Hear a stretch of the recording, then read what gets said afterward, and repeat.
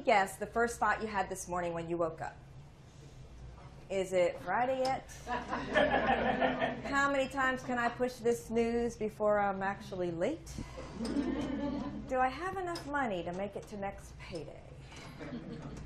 Those are the kind of thoughts we normally wake up with.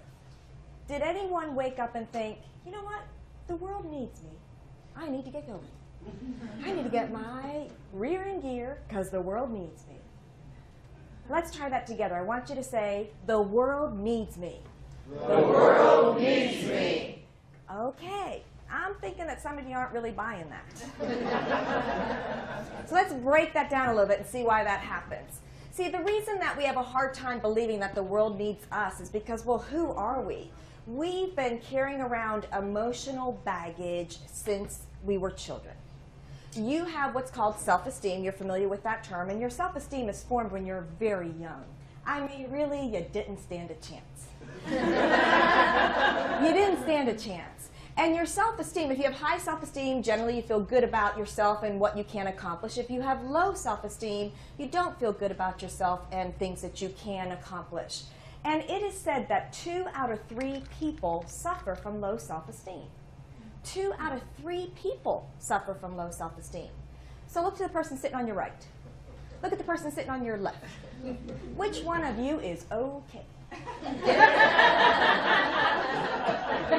I'm just saying, if 2 out of 3, I'm just saying. But see, there's all kinds of emotional baggage that we've been carrying around. Everybody has it. I call it your funk. Funk in your trunk. Everybody's got funk. Now, some of you are driving those little smart cars. You don't have much room in the back for much funk. You've got it pretty much taken care of. Others, and if it's not you, you know people, they bring a whole 18-wheeler with them full of funk. And no matter where you go, that funk is going with you into every situation. And what's so interesting to know is even people that you look at that look like they have it all together, you know them. They've got the perfect house, the perfect spouse, the perfect kids, the perfect job, everything's perfect. You know what? They got funk too. Everybody's got it. So just look at someone sitting next to you and say, yeah, I got some funk.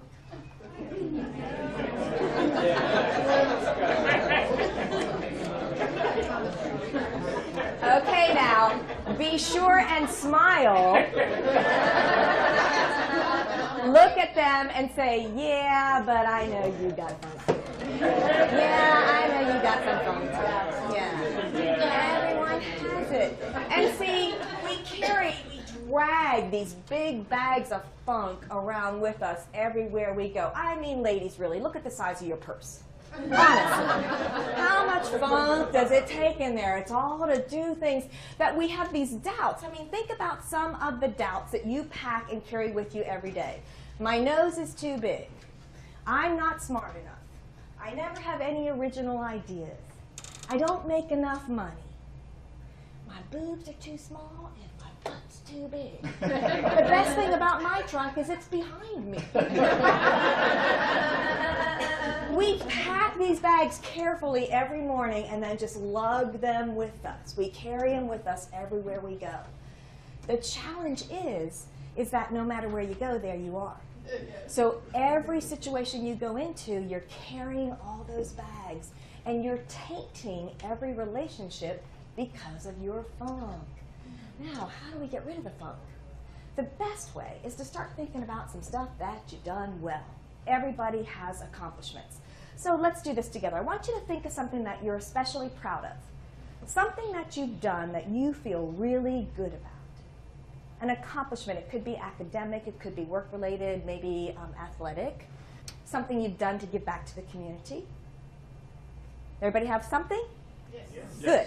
Now, think about the characteristics in you that enabled you to achieve whatever that is you're proud of. Perhaps it was bravery. Perhaps it was self-sacrifice, determination, tenacity, generosity, forgiveness, courage. Whatever those traits were that enabled you to accomplish that, I want you to think about those traits. Those traits are what people in your life are counting on you to bring, rather than your funk. They need you to bring those traits with you. Because, see, no matter where you go, there you are. So you want to take those positive traits. Now, some people call those traits, those things that you're really good at, some people call that your charisma. It is what draws people to you. I call it something a little bit different. I call it your sizzle. Sizzle is what makes you unique. It makes you you. It's why you're even here. It's for that sizzle. And it's so important that you take your sizzle into every situation you go into, at work, with your family, with your friends, because they're counting on you to bring it. So I have a little sign language, body language, that'll help you to remember that you got sizzle. And it looks like this. I got sizzle. Will I do it with me? Let's do it together. Ready? I got sizzle. Good, very good. See, it's like your American Express card. You do not want to leave home without it in the morning. You need to do a double check. I got my wallet, check. Got my keys, check. Got my sizzle. I'm ready to go. Because you never know who it is that you're going to run into that is just counting on you to bring that sizzle.